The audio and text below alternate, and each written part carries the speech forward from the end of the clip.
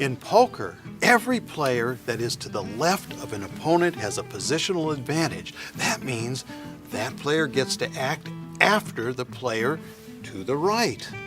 For this reason, the money flows clockwise, round and round the table. If you could put a weather satellite up in space, look down on a poker table, you'd see the money flowing round and round in a clockwise direction, because each player to the left of another player has that positional advantage. Position is so important in poker. Position is very important in poker because the action goes clockwise around the table, and you usually get to act after players to your right. You get to see what they do before making your decision, and that's a big advantage. Positional advantage is so important that most of the profit you'll earn in your lifetime will come from your right, and opponents sitting after you have a positional advantage. So sadly, most of the money you'll lose in your lifetime will vanish to your left. The trick is to earn more money from players on your right than you lose to players on your left. There's no such thing as a lucky seat, except after the fact.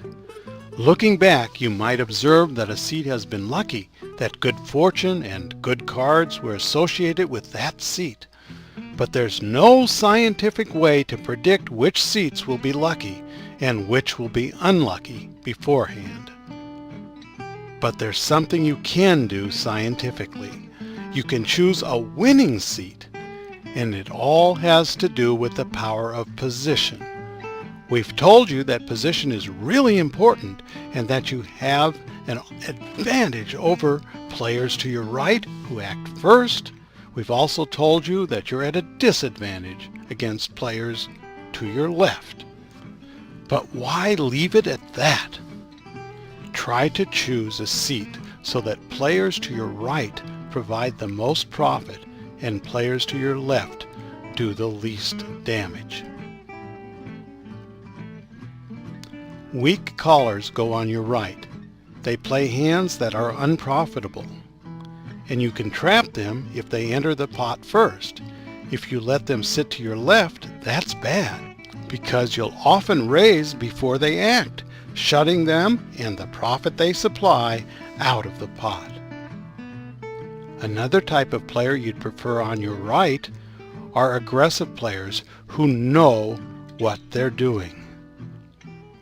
Then you'll be able to see what they do before you commit to the pot. If you let them sit to your left, they'll maximize their positional advantage over you. Doyle says that in the biggest regular game he plays, where millions of dollars change hands in a single session, seat hopping is frowned on or forbidden. But that's one game and not a very good rule in my opinion. You're very unlikely to encounter such a restriction in your games. Players change seats all the time, especially when they feel unlucky. So you should take the opportunity to do that too, but for logical reasons. Also, you can often select the best seat when you're entering a game, or you can choose a game where you'll be in a favorable position to begin with. You'll have to weigh the factors in finding the best seat. Sometimes there is no ideal seat, but you need to keep the factors we're discussing in mind. Choosing the right seat is so important that if you haven't considered it before and are breaking even, you can figure to be a winner just by practicing these guidelines.